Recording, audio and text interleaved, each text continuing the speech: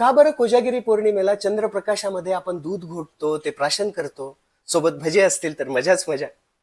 तर जेव्हा देवता आणि असुर यांनी मिळून समुद्र मंथन केलं, तेव्हा त्या समुद्र मंथनाच्या शेवटी भगवान धन्वंतरी अमृत कलश घेऊन प्रगट झाले. भगवान विष्णूंनी मोहिनी रूप धारण केलं आणि अमृत सगळ्या देवतांना पाजलं. सगळ्या देवतांनी अमृत पिल्यानंतरही अमृत कलशामध्ये अमृत उरलेलं होतं. तर या उरलेल्या अमृताचं काय करायचं म्हणून सगळ्या देवतांनी विचार केला आणि हे उरलेलं अमृत चंद्राला प्रदान केलं. चंद्राच्या हातामध्ये अमृत आहे म्हणून चंद्राचं एक नाव सुधाकर असं आहे. आणि चंद्र प्रत्येक शरद पौर्णिमेला अर्थात कोजागिरी पौर्णिमेला हे अमृत आपल्या किरणांद्वारे पृथ्वीवर विस्तारित करतं. शरद ऋतू हा पित्त प्रवृत्ती वाढवणारा ऋतू आहे.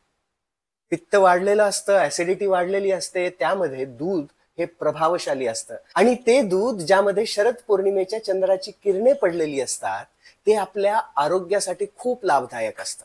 शास्त्र सांगतात की शरद पौर्णिमेच्या दिवशी चंद्र हा पृथ्वीच्या सर्वात जवळ असतो आणि म्हणूनच शरद पौर्णिमेला चंद्रप्रकाशामध्ये दूध घोटून भगवंतांना अर्पण करून प्राशन करतो, त्यावेळेस आध्यात्मिक फायदा सुद्धा होतो.